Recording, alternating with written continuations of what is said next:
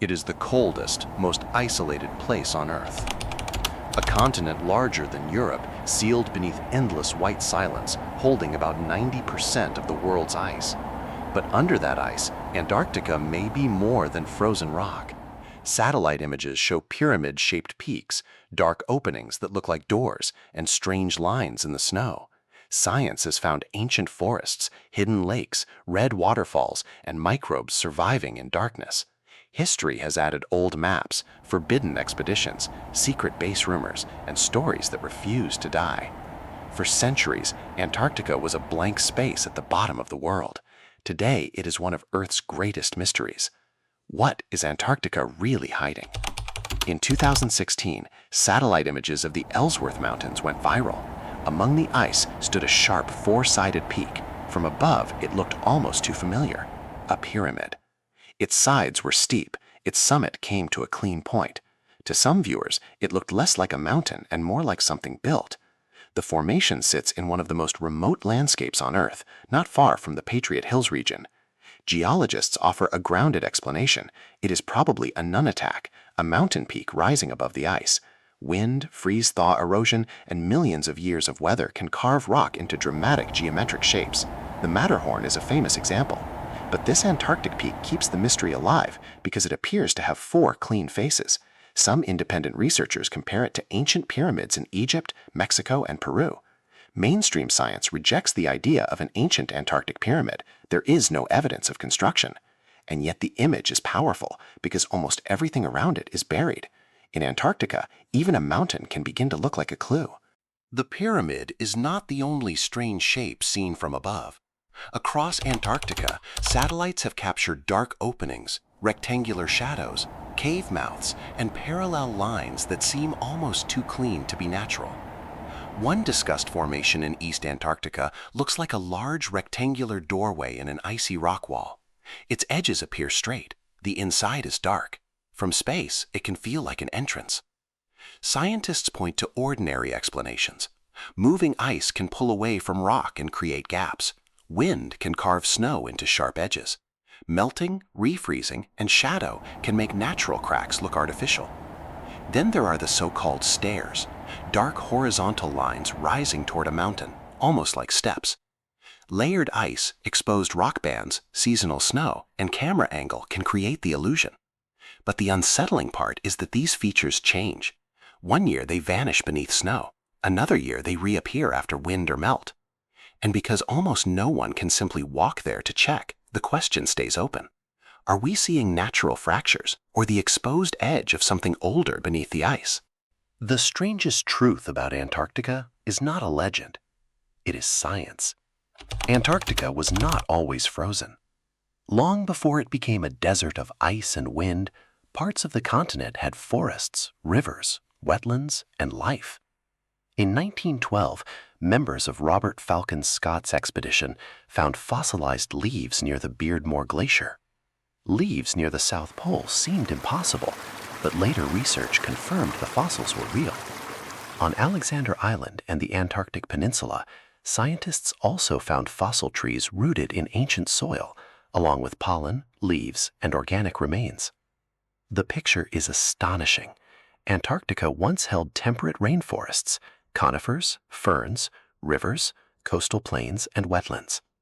Some reconstructions suggest a continent with mossy ground, mist, shallow rivers, and evergreen forests standing through months of polar darkness.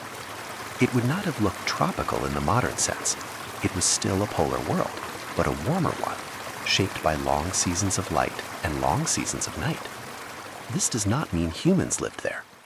Antarctica's major ice sheets are far older than Homo sapiens, but the fossils change the emotional weight of the mystery. Antarctica is not a dead continent. It is a buried world that once breathed, grew, and changed under a different sky. One Antarctic mystery is not found in the ice. It is found on a map. In 1513, the Ottoman admiral and cartographer Piri Reis created a world map. Only part of it survives, but the fragment shows South America and a mysterious southern landmass. Some researchers argue that this landmass could represent Antarctica, perhaps even an ice-free coastline. If true, that would be extraordinary, because modern explorers did not officially site Antarctica until the 19th century. The theory was popularized by Charles Hapgood, who believed Piri Reis may have used older source maps from an unknown maritime civilization. Mainstream scholars disagree.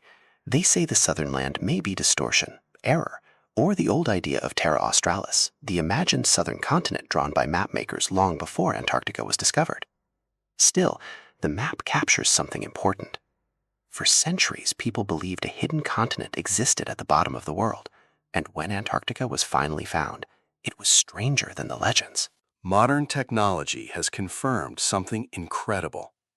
Beneath Antarctica's ice, there are ancient landscapes.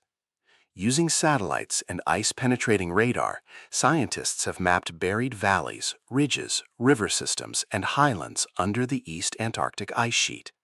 One region has been described as a landscape roughly the size of Belgium.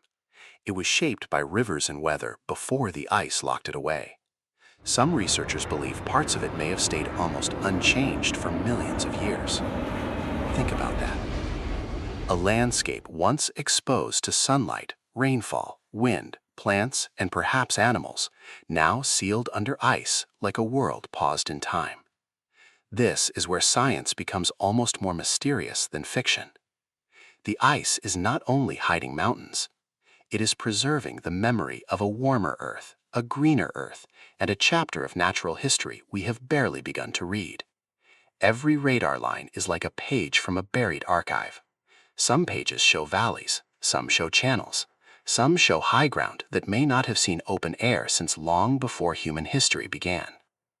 Antarctica is not only ice and rock. Deep beneath the surface, there is water. More than 400 subglacial lakes have been identified across the continent. The most famous is Lake Vostok, buried beneath nearly 4,000 meters of ice in East Antarctica. For millions of years, it may have been sealed away from sunlight and surface life. When Russian scientists reached the lake in 2012, they were not simply drilling into water. They were opening a hidden world of darkness, pressure, cold, and isolation. Scientists believe microbial life may survive there by feeding on chemical energy instead of sunlight. That matters far beyond Earth. If life can survive beneath Antarctica's ice, perhaps life can survive under the ice of Europa or Enceladus. Antarctica becomes a laboratory for alien life, a place on Earth that teaches us how life hides in the dark. Then there is Blood Falls. In the McMurdo Dry Valleys, a red waterfall pours from Taylor Glacier. At first glance, it looks impossible, as if the glacier itself is bleeding. Science eventually revealed the cause. Millions of years ago, seawater became trapped beneath the glacier. Over time, it became extremely salty and rich in iron. When that iron-rich water reaches the surface and meets oxygen, it rusts. That rust gives Blood Falls its deep red color. But the story goes deeper. Inside that dark, salty, iron-rich water, scientists found microbes surviving without sunlight. Blood Falls is not supernatural, but it is haunting because it proves Antarctica is not dead. Under the silence, ancient water still moves, reacts, and supports life. Not every Antarctic mystery belongs to science. Some belong to legend. One of the strangest is the Ningen, a pale, massive humanoid creature said to appear in the icy waters near Antarctica. The story spread from Japanese internet forums in the early 2000s. Descriptions vary: whale-like, human-like, smooth, white, and enormous. Could it be a misidentified whale, a squid, or an iceberg in bad light? Probably. But the Southern Ocean is still one of the least understood marine environments on Earth. Strange life is real there, and distance turns uncertainty into folklore. Antarctica also has ghost stories. Explorers have reported feeling watched, hearing footsteps, or sensing unseen companions in the snow. During Shackleton's desperate crossing of South Georgia in 1916, he described a third man presence walking with his small group. Science explains this through exhaustion, isolation, stress, and extreme cold. But in the endless white emptiness, even a rational explanation can feel unsettling. The darker modern legends began in the 20th century. In 1938, Nazi Germany sent the MS Schwabenland to Antarctica. Officially, the mission focused on resources and territorial interests. Aircraft mapped parts of Queen Maud Land, and Germany called the area Neuschwabenland. After World War II, rumors spread that the Nazis had built something there, a hidden base, a refuge, a facility buried under the ice. There is no solid evidence for such a base. No verified tunnels, no confirmed ruins, no reliable documents. But the rumors grew after German U-boats arrived in Argentina shortly after the war.